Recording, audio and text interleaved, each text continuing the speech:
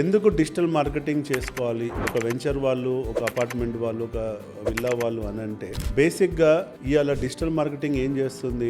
ఒక open plot ఉంటే, ఒక వెంచర్ ఉంటే దాన్ని నైస్గా వీడియో ప్రజెంట్ చేసి అక్కడ ఆ లొకేషన్ యొక్క అడ్వాంటేజెస్ ఏంటి, చుట్టూ ఏం డెవలప్మెంట్స్ వచ్చాయి, అక్కడ ఇన్వెస్ట్ చేస్తే వాళ్ళు పెట్టిన పెట్టుబడికి ఎన్ని రోజులలో లాభాలు వస్తాయి, చుట్టూ ఉన్న డెవలప్మెంట్స్ ఏంటి, యాక్సెసిబిలిటీ ఏంటి అనేటువంటి అంశాలపై మనం ఒక వీడియో నరేటివ్ను తయారు చేసి సోషల్ మీడియాలో మార్కెట్ చేస్తుంది.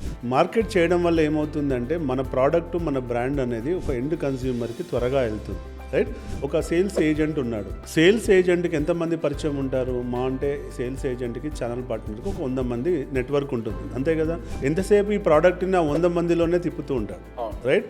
100 మందిలో తిప్పుతూ ఉన్నప్పుడు ఏమవుతుందని అంటే ఆ సేల్స్ ఏజెంట్ వెళ్ళి ఆ 100 మందిని కలిసే లోపు డిజిటల్ మార్కెటింగ్ ద్వారా మన బ్రాండ్, మన ప్రోడక్ట్ గనక ఆ కన్జ్యూమర్కి వెళ్ళగలిగితే, రైట్, ఆ కన్జ్యూమర్కి, ఆ బయ్యర్కి ఈ ప్రోడక్ట్ మీద అవేర్నెస్ పెరిగిందనుకోండి, ఆటోమేటిక్ ఏమవుతుంది, ఈ గ్రౌండ్ ఏజెంట్ కూడా హెల్ప్ అవుతుంది కదా, బ్రాండ్ బిల్డింగ్కి పనికొస్తుంది. అంటే ఒక గ్రౌండ్ ఏజెంట్ ఛానల్ పార్ట్నర్ వెళ్ళి బయ్యర్తో కూర్చొని మాట్లాడే సందర్భంలో బయ్యర్ ఏం చెప్పాలి తెలుసా? అరే, మీ ప్రోడక్ట్ నేను డిజిటల్లో చూశాను, మీ యూట్యూబ్లో వీడియో చూశాను, నాకు ఈ ప్రాజెక్ట్ మీద అవగాహన ఉంది అనే నోట్ తోటి డిస్కషన్ స్టార్ట్ అయితే ఈ సేల్స్ పర్సన్కి హెల్ప్ అవుతుందా కాదా?